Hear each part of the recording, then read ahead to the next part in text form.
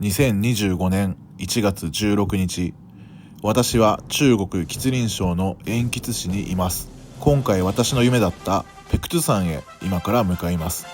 ペクトゥ山とは標高2744メートルの活火山で、朝鮮半島で一番標高の高い山です。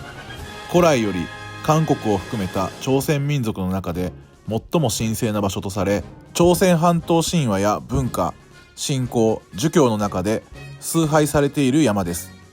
日本で例えるならば伊勢神宮に匹敵します。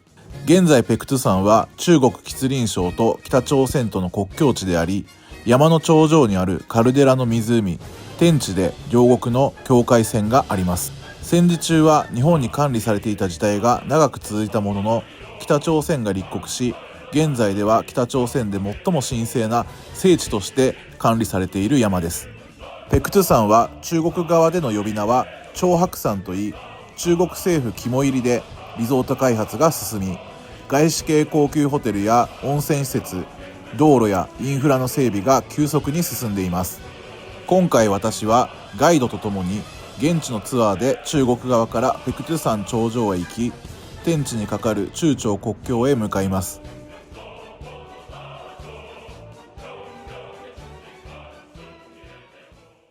ということで、出発前に朝ごはんを食べてから行こうと思います。すごいわらび餅とかある。これは揚げパンですね。もうレストランの中、もうこのホテル全体的に朝鮮族の文化がすごい強いんで、こういうのも面白いですね。食べ物めちゃくちゃいろんな種類ありますね。サラダもあるし、すごいなこのおかずのこの並び具合が素晴らしいですね。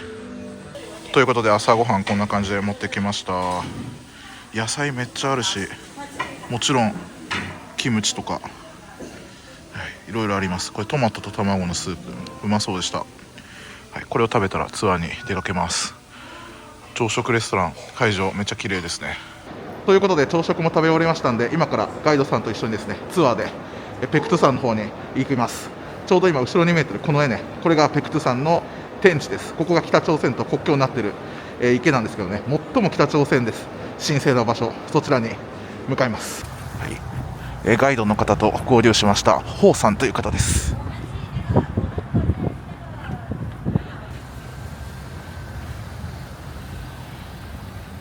今長白山北の方移動しますから、はい、大体はですね2時間まだ2時間半ぐらいかかります。わかりました。はい、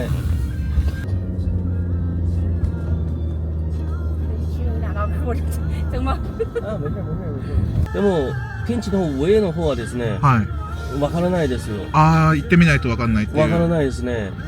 昔の中国の総理大臣の江沢民はですね、3回長白山行って、見られてなかったんですよ。3回行って3回とも見れなかった時があるっていうぐらい天気が左右されるということですね。そうです。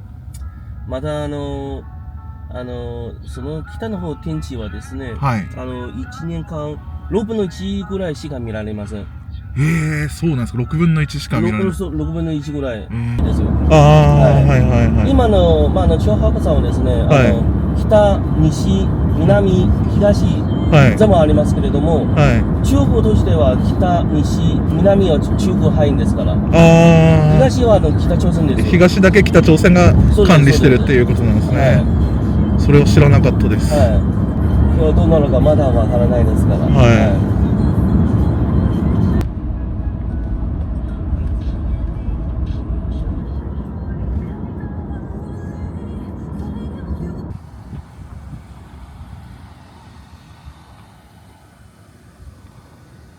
高速道路のサービスエリアでちょっとタバコ休憩というかトイレ休憩で止まりました。寒いですね。車1台も止まってないサービスエリアで俺たちしかいないってすごいよね。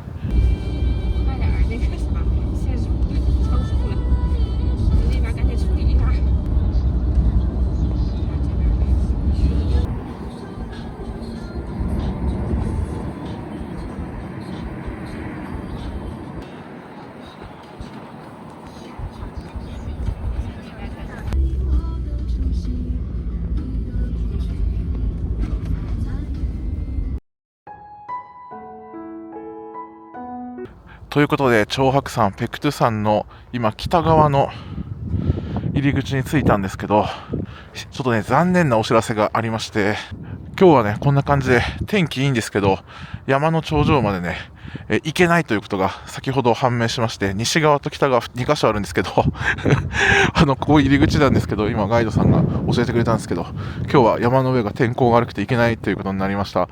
なんで明日しかね、私はもうチャンスがないということになってしまって、で今ここから入り口で入ってくるんですけど、この中がね、もう今閉まっちゃったんですよ。今日一日ね、もう開かないということで、ちょっとこれは後でホテルで説明しますわ。どういう状況なのか。で、今一応ね、ガイドさんが今日北側に、下までは連れてきてくれたんですよ。いやー、厳しいね。結構、確率的には厳しいらしいです。6回来てもいけるかどうかっていうぐらい、6分の1ぐらいの確率らしいんですけど、一応ね、この長白山の観光地は中国の政府もめっちゃ力入れてて、5A なんですよね。ユネスコ世界遺産にも、なってますけど、そう、これ見てもらうと分かると思うんですけど、ここからもうこれ北朝鮮なんですよね。そうで、ここに行きたかったんですけど、ちょっと今日は行けないって。まあ明日まだチャンスがあります。すごいよね。ここで北朝鮮とこう分かれてるんですよね。いやー、絶対見たいですね。ということで、ちょっと今日は何もできなくて終わってしまう可能性が高いんですけど、ちょっと本来だったら営業していると言われているこの場所を見ときます。わあ、すごい寒い。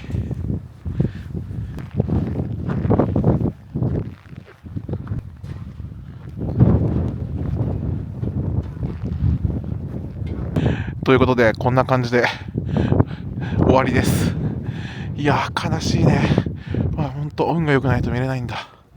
先日ね、ニュースにもなってたんですけど、ペクトゥ山にもね、野生の虎が住んでるんですよ。で、ペクトゥ山虎って言って、世界で一番大きなね、虎、あとヒョウもいるみたいなんですけど、それが30年ぶりね、ちょうど1ヶ月前の12月に見つかったということで、このエリアにもね、野生の虎がいるみたいです。あとクマもいるみたいですね。すごいね。ペクトゥサントラって知らなかったもんな。世界最大の虎だらしいですよ、大きさが。すごいね。温泉、そうですね。確かにあると思います。まあもうやることがないっていうか、行くところがなかったらそこで温泉入って、今日はゆっくりします、私。そうですね。はい。確認しますから、ちょっと待ってくださいね。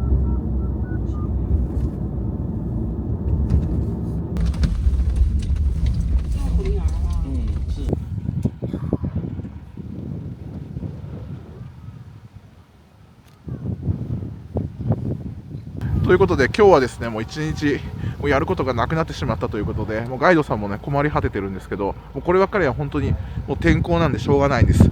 これはもうね、誰も悪いわけじゃないんですけど、でとりあえず今日泊まる予定だったね、この長白山にある温泉ホテル、もうすでにね、まだ午前中10時なんですけど来ました。でチェックインできるかどうか聞いてもらってて、できない場合はこの後ね、お昼ご飯を食べに行くんですけど、これ時間潰しながらで部屋に早く入れたら、もう部屋で今日は過ごして、あと温泉に入ったりして終わりになってしまいます。これはね、予想はしてましたよ。してたんだけど、しょうがないよね。こうなる可能性があることはね、承知してきてるんでね、基本的にこのエリアはもう長白山、ペクトゥ山しか観光資源がないんですよ、基本的にはね。だからもう他のとこ出かけるところがなくて、で中にね、滝とかいろいろ見どころがあるんですけど、それが全部山のところにあるんですよね。だからそのエリアに入山できないとなると、見るものが一つもなくなってしまうっていうね、場所なんですよ。でとりあえずちょっと、今ガイドさんがホテルの人と話してるんで待ちたいと思います。ここに来てる人たちもほとんどね、ペクトゥ山を登って見る人たちだったんで、その人たちもみんなやることがなくなってしまって、ただひたすら待機という感じですね。明日の朝7時半頃には明日入れるかどうか決まるみたいなんで、それまでもひたすら待つということになります。今回は完全に個人ツアーで全部手配してもらったんで、何でもかんでもガイドさんがやってくれるのはすごい助かりますね。ということで部屋に入れてもらいました。まだ早い時間なんですけど、急いで部屋をね作ってくれました。お水ありますね。とこんな感じのはい、部屋です。ベッドでかいですね。はい、一応ノンスモーキングって書いてあるんですけど、灰皿がありまして、でガイドさんに聞いて、でホテルの人に聞いたらタバコ吸っていいそうです。日本じゃありえないよね、ノンスモーキングで普通に吸えるなんて。あとちゃんとベッドサイドには USB もあっち側にもあるね。で、景色はこんな感じ。ローカルホテルなんですけど、それでも結構いいランクのホテルみたいなことを言ってましたけど、はい、部屋はこんな感じです。っていうかもうこの後ね、飯食う以外はもうずっとこの部屋で待機なんですよね。あとはトイレがあって、清潔ですね。はい、歯ブラシとかもあるし、あとシャワーかな。バスタブはないです。で、あと温泉があるんで、それがなんか夕方の7時からじゃないと入れないとか説明をしてましたけど、結構遅い時間なんですね。水着着用で入るスタイルで、日本みたいに全裸で入るやつじゃないんで、それも聞いてたんでちゃんと水着を持ってきたんですけど、あと1時間ぐらいちょっと部屋で待機して、またガイドさん来るんで一緒にお昼ご飯をね食べる感じになります。本当にね、やることないと思う。なんでこれを機にちょっと動画編集とかをしようかなと思ってます。明日ね、とりあえず見れればもうすべてOK なんで、もう本当に明日にかかってるっていう感じですね。それではガイドさんとドライバーさんとお昼ご飯を食べます。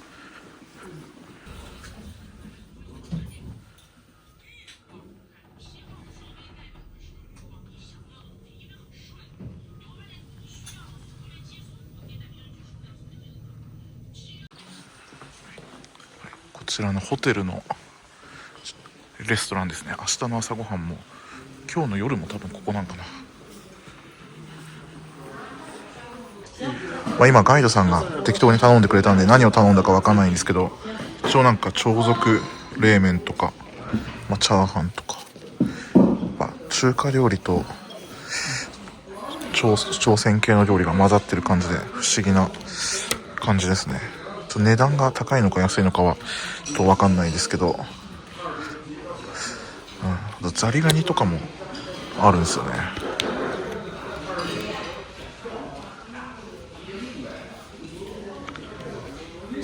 この辺はもうがっつり中華料理ですね。すごいでかいな。好像还有个第三鲜啊，这是第三鲜，还有完了，还有肉。これスープですよね。スープです。キノコのスープです。このキノコとか、はい、あとキクラゲとか、こちらの東北の名物です。キクラゲもそうなんですね。そうです、キクラゲそうです。はい。なんていうナスのこれがもう東北料理なんですね。うまそうです。これマジうまそう。あとお肉が来ました。牛肉です。牛肉。いただきます。美味しい。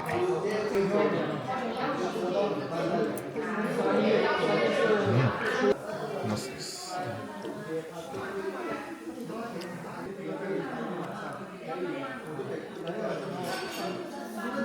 牛肉片吗？跟开票一样的吗？没进去，那么豆腐の麺ですね。麺よりは実は日本語で湯葉です。湯葉ですね。はい、湯葉です。それでお昼ご飯をね、ガイドさんとドライバーさんと一緒に食べて、で私はもう部屋に戻ってきました。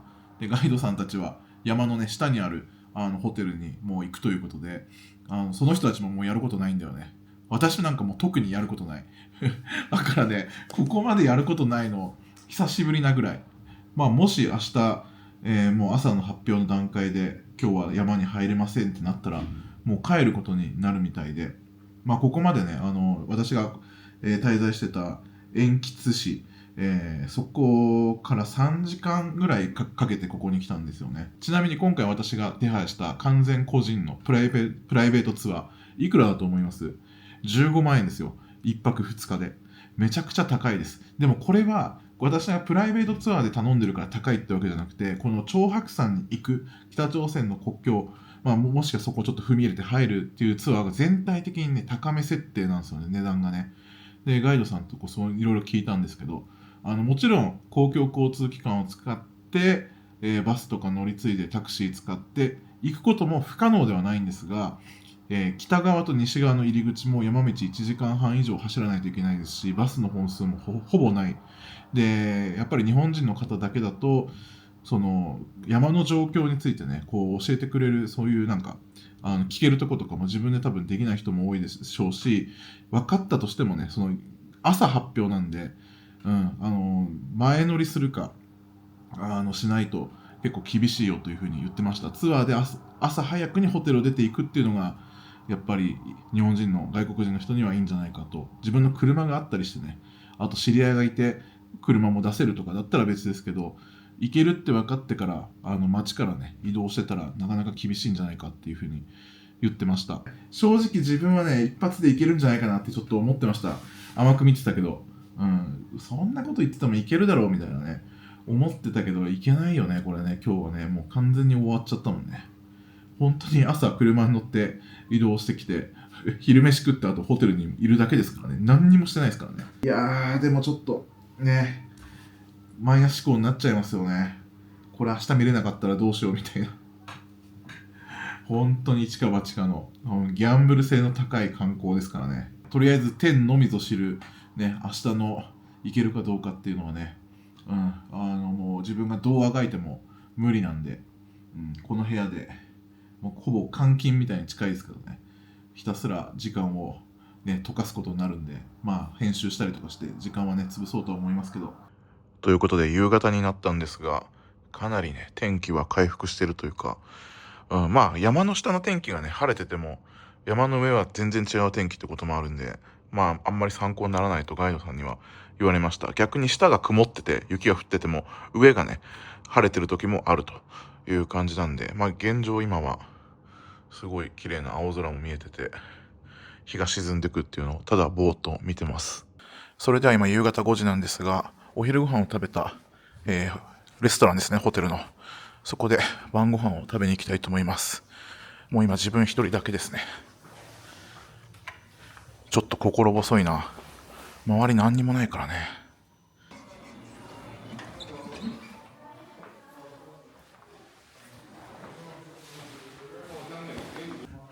一応ホテルに売店があって、でも明かりついてないですね。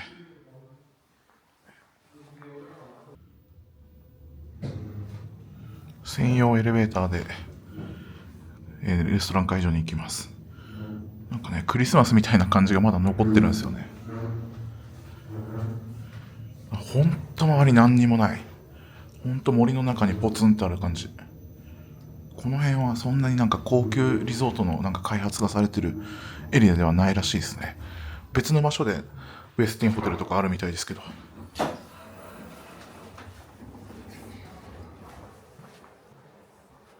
もう食べてらっしゃる人もいますね。3食ここで食べるからな。飽きそうですよね。明日の朝もなんで、今からの夕食、明日の朝。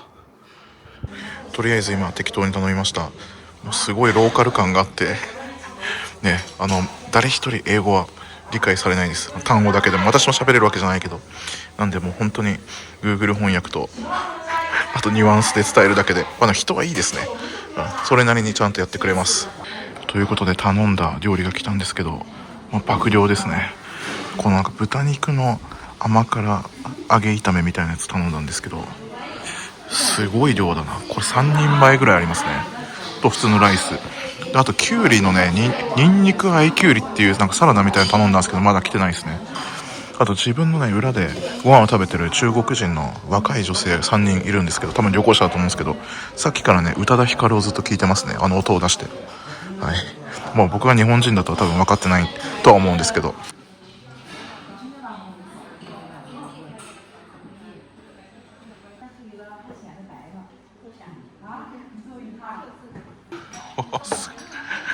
すごい量だな。なんだこれ。これなんかニンニクとキュウリの和え物を頼んだんですけど、なんかちょっとパクチーも入ってますけど、すごい量。なんでこんな量多くするんだろう。これ1人前ですからね。1人前ってか1皿の値段か。これ20元だった気がする。すげえ、もう絶対食べきれないわ。それでは水着に着替えたんで、ペクトゥ山温泉、長白山温泉ですね、行ってみようと思います。はい、こちらが温泉の入り口です。日本の温泉マークがあるな。すごい真っ暗だな。めっちゃ寒い。どんな感じなんだろう。なんかあんまり綺麗じゃなさそうな感じするんだけどな。すごい、こんな感じです。中はね、撮影できます。確認しました。ガイドさんにも聞いてもらいました。てか中国人たちも普通に撮ってます。結構広いな。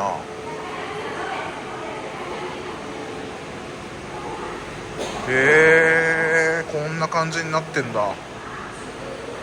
結構暑いですね。43.8 度。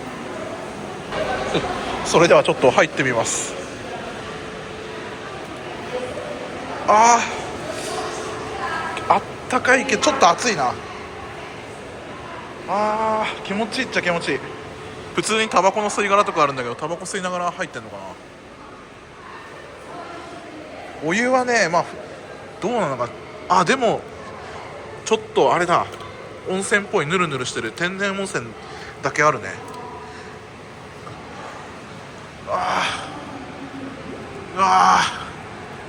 おっさんみたいな声が出ましたけど、気持ちいいっちゃ気持ちいいね。ということでこんな感じです。初めてペクトゥ山温泉、長白山温泉に入りました。日本の温泉と変わらないね。ちょっとじゃあ露天風呂行ってみるか。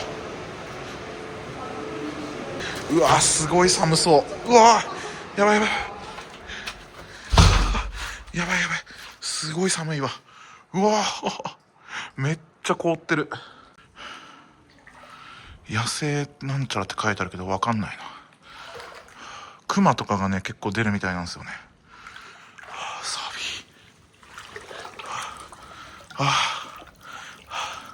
お湯がなんか少ないな、ここ。でも完全露天風呂っすね。明日山登れなかったらほんとこの温泉しか取れ高ないんで、やばいな。一応温泉の効能もあるみたいですね。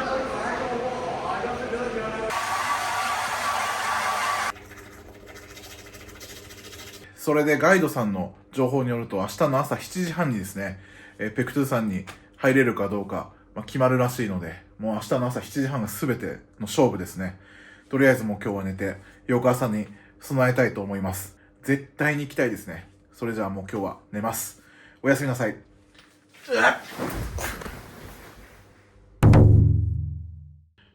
おはようございます。翌朝になりました。天気は今のところ快晴です。先ほどガイドさんから WeChat で連絡が来たんですが、今のところまだね、発表がされてないということで、昨日の夜ちょっと雪が降ったということで、その除雪を今しているというふうな話は聞きました。その後に登れるかどうか入山許可が出るみたいなので、もうちょっと待っててくださいということで待機しております。何度も言いますけど、ここで今日は山が登れないという判断が下ればですね、15万円かけてツアーに申し込んだんですけど、その結果次第で今日すぐにまたね、鉛筆の方に帰ることにもなります。こればっかりは運なんですけど、せっかくね、ペクトさんの目の前まで来て帰るのだけは本当悔しいですよね。まだ結果がどうなるかわかんないですけど、自分はもう行きたくてしょうがないです。朝ごはんはこんな感じで持ってきました。おかゆ、チャーハン、野菜炒めとか蒸しパンとかですかね。はい、ビュッフェでした。朝ごはんは今見えてます。これいけそうじゃないですかね。今朝食会場から見てるんですけど、ペクトゥさん。それで朝ごはんを食べ終わりまして、今部屋で待機してるんですけど、ガイドさんから連絡がありました。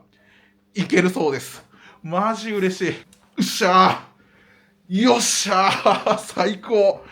ということで運よくね、行けることになりましたよ。今日土壇場で。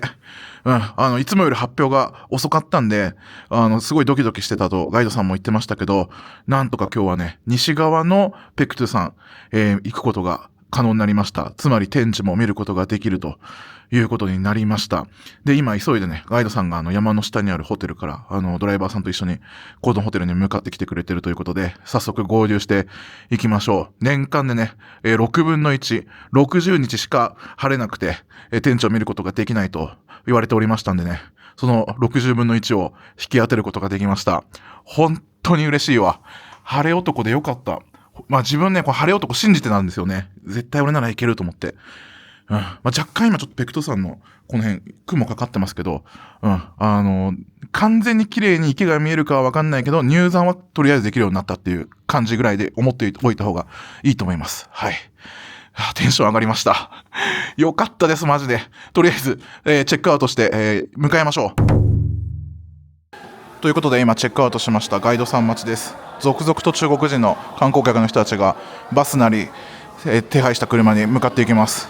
ちょっとガイドさんがね離れた場所でホテル泊まってるんで時間かかってるんですけど、悪天候になったらね閉鎖するらしいんで、今日めっちゃ急いで行かないといけないらしいんですよね。いやードキドキする。こんなに行くの大変なんだね。さすが神聖な聖なる山ペクト山ですね。とりあえず今ガイドさんとドライバーさん待ちなんですけど、もう中国人の人たちはね続々と出発してるんでちょっと焦りますね。40分ぐらいかかるとさっき連絡があって、結構遠くに泊まってるんですね。なんか山の近くとは言ってたんですけど、なんで天候が悪くなったら入れなくなっちゃうから急ぎたいんですけど、こうなんだろうね、焦るもどかしさがすごい今あります。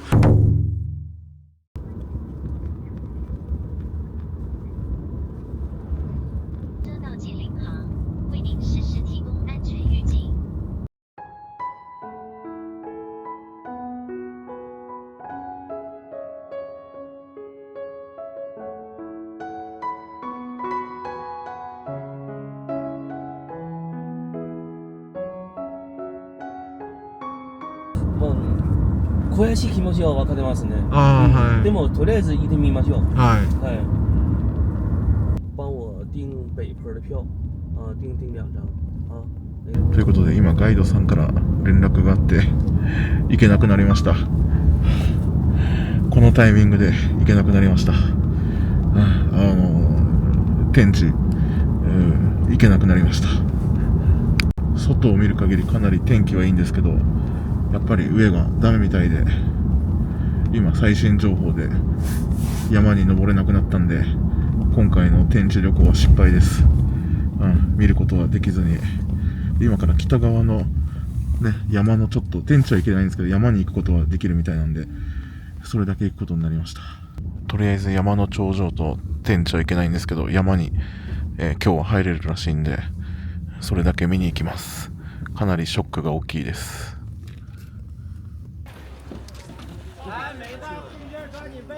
ちょっと今バタバタしてるんですけど、ちょっと今後のね予定について、説明します。長白山、ペクト山の、北側の入り口の施設、初日に来たところに来ました。で、天地には今日行けないんですよ。行けないんですけど、その中の施設とか途中までは行けるってことで、今日とりあえずそれを見ることにしました。で、明日1日ちょっと予定を変えまして、今日もう1泊することにしました。で、ガイドさんが明日の方が見れる確率高いといろいろ調べてくれて、明日の方が見れる確率が高いんじゃないかということで、せっかくお金もね使ってきてるんで、ちょっと追加料金がかかる、2万円ぐらい1000円ぐらいかかるんですけど、昨日泊まったホテルにまた戻ってですね、明日再チャレンジすることにしました。絶対にやっぱ見たいですからね。でそれを見て、明日すぐに鉛筆に戻るという風に変えました。もうここまで来たらもう意地ですよね。でとりあえず今日はもうこの施設を見るだけになっちゃいますけど、そんな流れでいきたいと思います。鉛筆滞在ね、明日1日実はあったんですけども、鉛筆の街をね見る予定だったんですけど、それを全部キャンセルして、これにかけることにしました。とりあえず今から、その天地には行けないんですけど、それ以外のところちょっとガイドさんと一緒に行きます。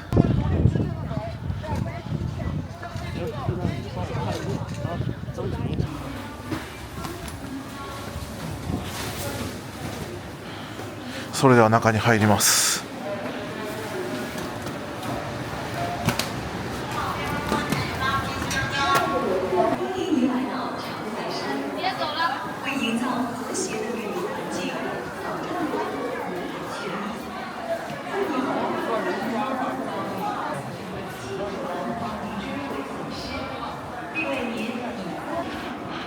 ここから入っていきます。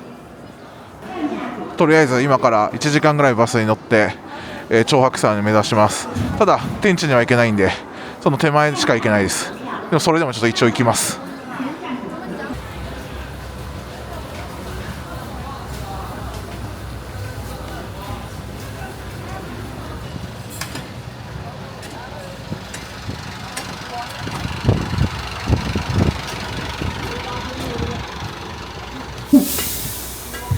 とりあえず今から長白山の山に行きます。今日はその山の近くまでは行けるんですよ。ただ天地だけには行けないっていう状況で、今ガイドさんと話して、せっかく来たんで天地は今日は行けないんですが見といた方がいいということで、もう料金に含まれてますから、とりあえず行きます。でさっきも言った通り、明日もう一回1日チャレンジするということで、明日ももし見れないとなったら即延吉に帰ります。ただ見れるとなったらその天地だけ見て帰る。で追加料金1000元、今のところまた値段変動するかもしれないですが、僕のためにガイドさんもドライバーさんも1泊ね残ってくれることになりました。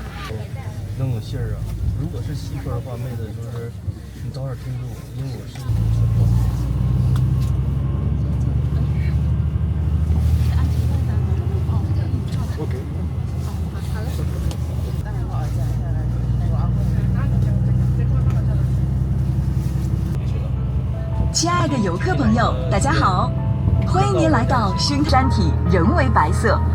诗云：若待雪消冰释后。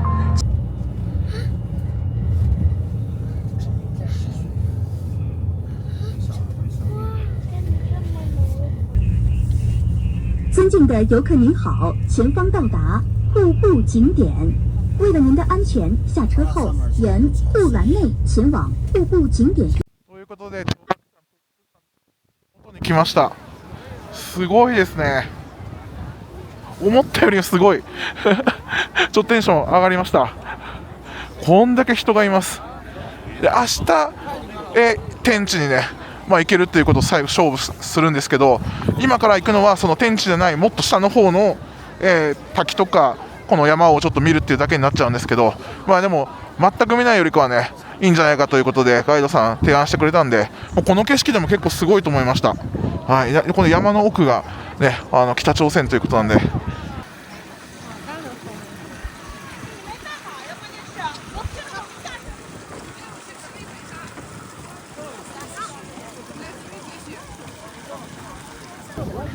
思ったよりもすごい人がいますね。でこの先にある、今ここちょっと温泉湧いてるんですけど、このペクトゥ山の温泉で作った温泉卵、キム・イルソンも食べたと言われる、これをちょっと今から食べたいと思います。わ、すごいね。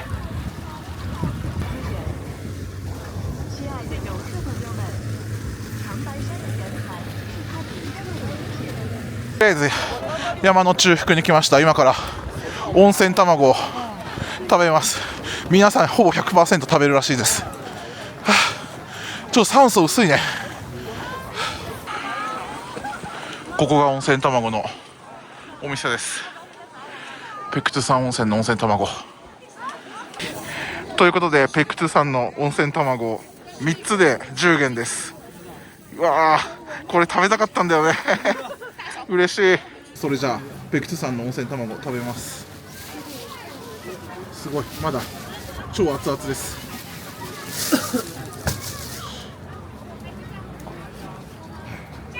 こんな感じ。特に味はついてないんですけど、普通の温泉卵って感じですかね。若干ね、もうゆで卵になりつつある。温度が高いのかな。そんなにこう半熟な感じではないですね。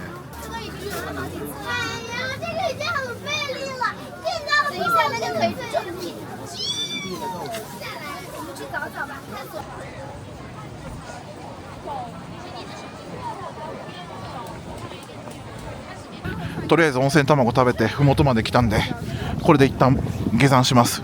今日はここまでしか基本的には、行けないです。で明日にかけてみます。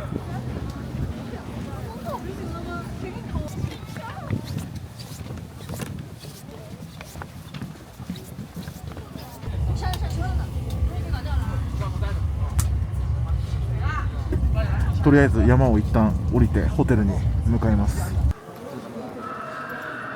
今バスを降りてまた出口に行くんですけど、その途中でマンモスがいました。あとはこの、長白山エリアでも結構化石が見つかったりとかね、するみたいで、そういうお土産を買わせようとしてる場所らしいです。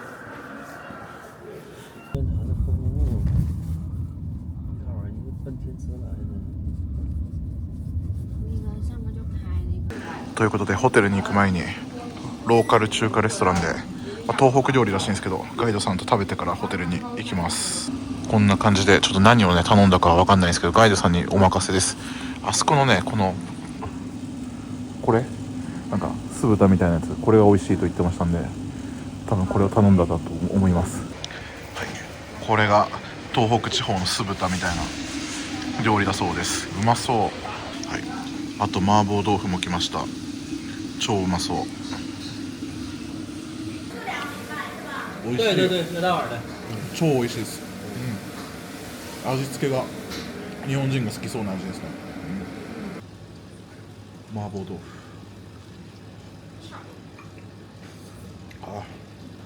めっちゃうまい。ということで今日急遽泊まることになって、ツアー会社が勝手に予約したといったらあれかもしれないですけど、手配されたホテルがこちらです。街からねまただいぶ離れてて何にもないんだよね。宝石国際ホテルって言うみたいですけど、ガイドさんはねちょっとなんでここにしたんだろうっていう感じの発言をしてましたけど、多分もう旅行会社のなんか関係でここになったんでしょうね。1泊1万ぐらいします。かなり高いですけどね。ということで部屋に入りましたけど、無駄にバカ広いっていうすごい広いよこれ持て余しますね。こんな感じです。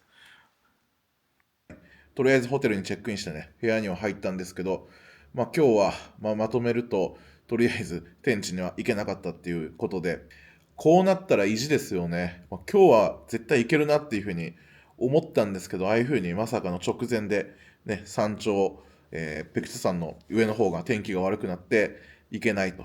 山には入れるけど山頂には行けないっていう感じになってしまって、中国と北朝鮮のね、国境の池を見るためにですね、これだけ大変なことになるとは思わなかったですね。年間60日しか晴れがなくて、説明を受けましたけど、ここまでとは思わなかったですね。今回北朝鮮の聖なる山、ペクトゥ山、そしてこの天地を見るためだけにですね、こんだけ時間と労力とお金もかかってますからね。今日この一泊延泊、スケジュール調整できたんで、するだけでも1600元ぐらいかかるみたいなことをちょっとさっき説明を受けました。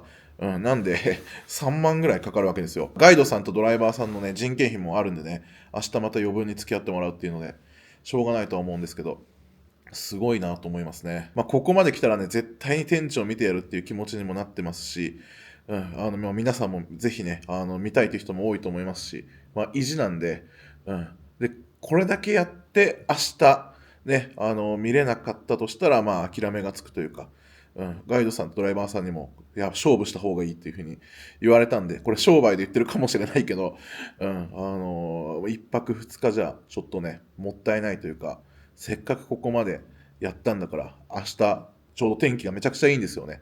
だから見るべきだ、チャレンジするべきだっていう後押しもあって、はい、延泊してわざわざ延泊して、明日ね、再チャレンジすることにしました。はい、ちなみに今日は山自体に入ることはできたんですよね。だからああいう風に温泉の湧き出てるところとか、ペクトゥ山の入り口のところ、あと、キム・イルソンが食べたと言われているペクトゥ山の温泉卵、それも食べれたんで、少しだけね、ネタとしては、はい、皆さんにお見せできるものができたんでよかったとは思ったんですけど、やっぱりね、本命の天地、明日絶対に見てやろうと思います。はい、とりあえず今日はこのホテルで、しっかり休んで、体調整えて、明日の朝一ね、突撃できるように備えたいと思います。はい、それで晩ご飯をホテルのレストランで一人で食べてくださいって言われたんですけど、こんな広い会場で誰も、あそこにちょっと一部食べてる人ってかね、従業員の人だと思うんですけど、めちゃくちゃ広いわ。これで俺ポツンと一人で今から食べますからね。で、なんか単品メニューがあって、で今ホイコーローとご飯を頼みました。朝食会場だとは思うんだけどね。明日の朝多分ここだと思うんだけど、それにしても人がいなさすぎてちょっと怖いです。それで速攻料理出てきたんですけど、ホイコーローを頼んだんですけどね、キャベツじゃなくてキクラゲになってる。なんかね、こちらのこのエリア、吉林省はなんかキクラゲの産地らしいんですよね。だからキャベツなくてキクラゲにしたんかな。それはそれで美味しそうだけど、匂いはホイコーローですね。はい、これご飯と合わせてちょうど50元でした。なんで1000円超えてますね。やっぱホテル価格だと思います。そんなこと言ってもね、そうは言っても海外のね、物価の高いところに比べれば相当安いと思うんですけど、ちょっとこの広さでね、一人で食うってのはちょっとすごい寂しいものがありますね。で、今ホテルの中にあったコンビニみたいな場所に来たんですけど、北朝鮮のテドンガンビール売ってますね。これも北朝鮮のやつかな。自分はちょっとビールについて知識がないんですけど、このテドンガンビール3種類ぐらいあるんですよね。こんな感じで。何が違うんだろう。これはちょっと量が少ないだけなのかな。ラソンの工場で作ったみたいなことが書いてあるのはさっき翻訳で分かったんですけど、同じなんですかね。ちょっと詳しい人コメント欄で教えてください。以前にテドンガンビールは飲みましたよ、担当でね。ロシアのチョコレートも売ってますね、一部。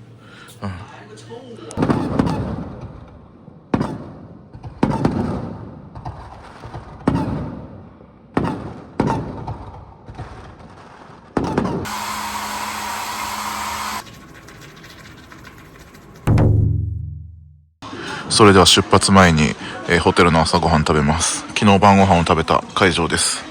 めちゃくちゃ広い。で、これが朝ごはんです。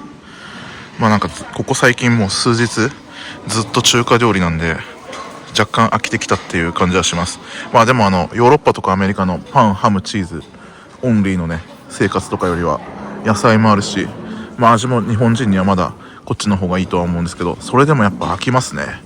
美味しいんですよ。全然まずいことはないんですけど、ちょっとなんか和食とか味変したいですね。それではですね、3日目3度目の正直ですね。今日こそペクトゥ山の頂上、そして天地にですね、絶対に行きたいと思います。まだ私はこの入山規制についての情報は手に入れてませんので、とりあえずこの後ガイドさんと合流して、その結果というか情報をね、ゲットして、この先、どういうふうに動くのか決めたいと思います。もし行けなかったらね、これで終わりです。このままね、延吉の方に帰ることになるんですけど、頼むから行きたいですね。とりあえずチェックアウトしましょう。ということでチェックアウト完了いたしました。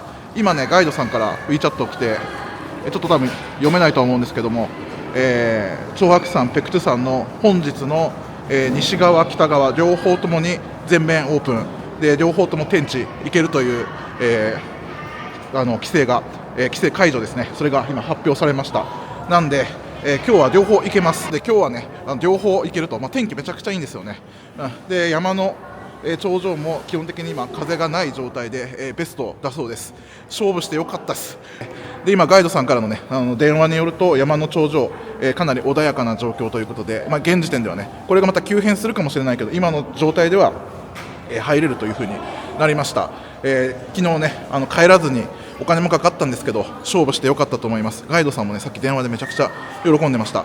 で、もう早速ね、中国の人たち、国内旅行の人たちですね、もう早速、急いで出かけてます。で、我々も、多分すぐに行かないと状況変わる可能性あるんで、ちょっと早く合流して行きたいと思います。今めちゃくちゃちょっと興奮しちゃってますけど、いや、よかったよ本当。それで北側と西側ね、両方登山口というか登るところがあるんですよ。で、昨日行ったのが北側で、ペクトゥ山、長白山の麓のところまでね行ったんですよね。で、ガイドさんの話だと西側の方が北朝鮮との国境が近くて、その北朝鮮と中国の国境の間、そこを直前目の前まで近づけるということなんで、そちら階段があるんですよね。1400段のちょっときついんですけど、そっちの方が景色はいいから西側に行った方がいいですという話だったんで、それに従うのと、自分も西側の朝鮮のね、石碑があるところで写真撮ったりしたかったんで、当初の計画でも自分は西側の方に行きたかったので、今日実行できるという形になりました。動画の企画としてはね、これどうしようかなって思ったんですよね。ボツになる可能性あったんですけど、いや、いい感じのドラマチックな最後になりそうですね。で、今日は思いっきり天地を見て、その後すぐ帰るという感じで行きたいと思います。行きます。我们到前台酒可以吗？あ、对对对对对。ということでガイドさんと合流しました。行けるそうです。行きます。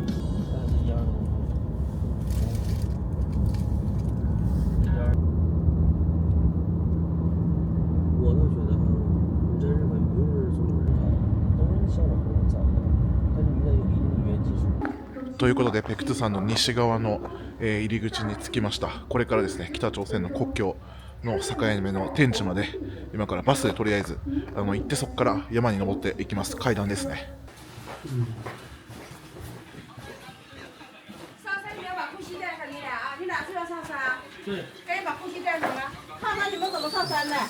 あ、ここで買えっていう、お土産屋さんの営業ですよね。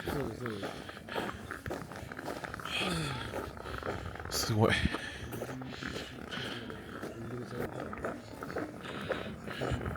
ここから入るみたいです。こちらの建物で保安検査とパスポートチェックがありました。で、今もうガイドさんと一緒に通過しました。昨日の北側と同じくですね、こういったシャトルバスみたいに乗って今から西側の、山の下というか、登る出発点のところまで行きます。それも全部含まれてます、料金に。それでは乗り込みます。こう我先に行く感じが。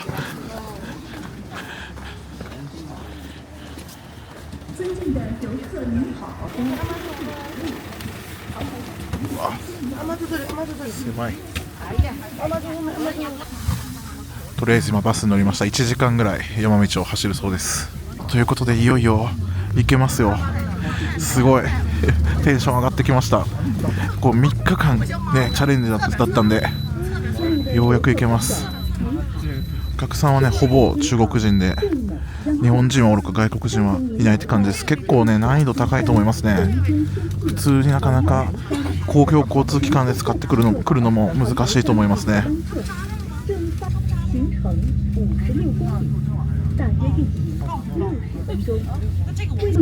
ガイドさん曰く年間60日しか晴れがない、天地が見れないというふうに言われている中で、3日かかりましたけど、3日目でこの60分の1を引き当てたってことは、まあまあ晴れ男ってことでいいんじゃないでしょうかね。確率的に言うと、6日間チャレンジして1日行けるかどうかなんで、3分の1で行けたって考えれば。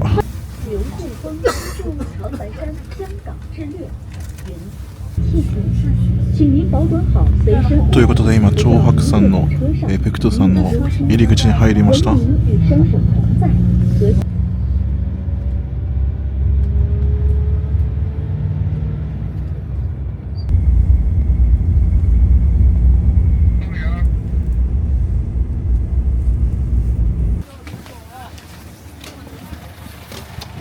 滑りますので気をつけてください。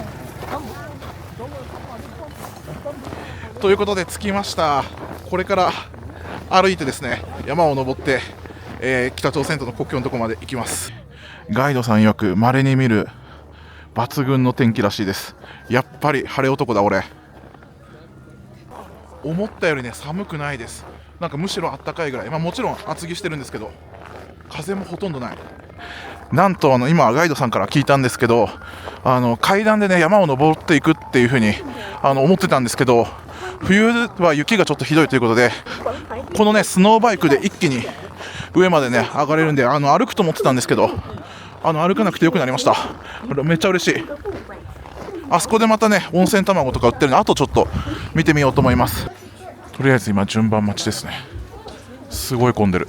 はい、無料の朝鮮人参お茶みたいのがあります。はい、今からこのスノーモービルスノーバイクで一気に天地まで行きます。これは嬉しい。予想外だった。めっちゃね歩く予定だったからきついなと思ってたけど、これは知らなかった。しかも全部料金に含まれてるらしい。冬はねこれなんだって知らなかった。冬の雪が多い時はこれでみんなね上がるらしいです。今までは歩きだったみたいですけど、最近こうなったらしいです。ガイドさんも知らなかったみたいです。実は人生でね1回だけスノーモービル乗ったことあるんですけど、2回目ですね。動画としては初めてかも。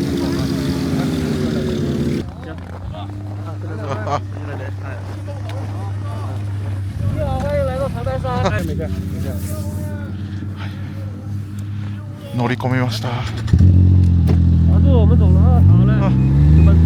はい。おお、すごい。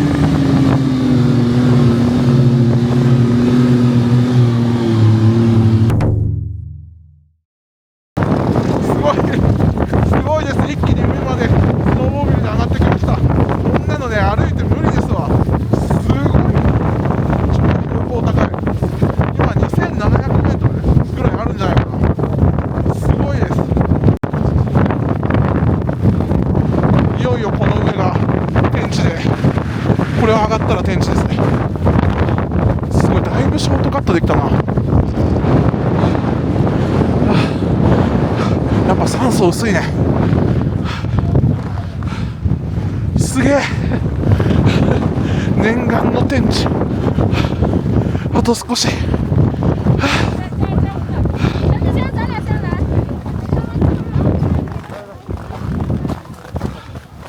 ということで見れました。これが天地です。すごい。皆さんこんな感じです。見えますか？これ天地です。すごい。今はね、もうちょっと雪で池の形は見えなくなってるんですけど、この平らになってるところが天地で、ここがね、これ北朝鮮の登山口が多分あの辺にあるんですよ。ちょっと見えないと思うんですけど、この池の真ん中で北朝鮮との国境になってます。これ天地国境です。すごいね、生で見れましたよ。でここが朝鮮半島で一番高い山、ペクト山で標高2744メートルで、北朝鮮の文化、宗教、信仰の中でもう最高に聖なる聖地の山です。なのでね、北朝鮮の歌とかそういった物語とかに必ず名前が出てくるこのペクト山、日本人の伊勢神宮と同じなんですよ。一生に一度はお伊勢参りっていう感じで、一生に一度はペクト山に行くみたいな、そういう文化がある最高峰の場所です。本当はこの先で石碑があってですね、朝鮮との境目見れるって聞いてたんですけど、今冬でね、あまりにもちょっと雪が多いということで入れないみたいです。なので国境を越えてね、北朝鮮側に入ることちょっとできないことが今判明しました。ただもう目の前が北朝鮮ってのはもう間違いないんですけど、いやでももうここに来ることだけでこんだけ大変だったんで、やっぱり冬は過酷ですね。寒い。ということでこんな感じでペクト山、頂上天地まで来ました。すごかったです。一生の思い出になりました。もう二度と来ることはないと思いますけど、はい、北朝鮮の聖なる山ペクト山に来れて大満足しました。思ったよりも人がたくさんいて、なかなかうまく撮れてないのと、手がもう痛すぎて撮れないです。とりあえずこれで一回下山します。とりあえず、目的のペクト山の山頂に来て天地は見れたんで、これで自分の今回の目的を達成できたということで満足しました。今からまたスノーモービルで下に戻ります。スノーモービルね、だいたいね15分ぐらいは乗りました。なんで歩くと相当あるんだなって思いましたね。助かりました。ということで下山してきました。さすがに帰りはね、自分の手でカメラを持って撮影できなかった。あまりにも寒すぎた。それではまた今からね、バスに乗って、最初の麓のところまで1時間ぐらいかけて戻ります。いやー、すごかったな。すごい映像だったと思う。一応なんか食べ物が売ってたりとか休憩するところがありますね。山小屋みたいなやつかな。コーヒー28元って書いてある。はい、こんな感じですね。先ほどね、山の上がマイナス20度ぐらいあったんで、ここも今氷点下なんですけど、すごい暖かく感じるな。雪だるまがたくさんあります。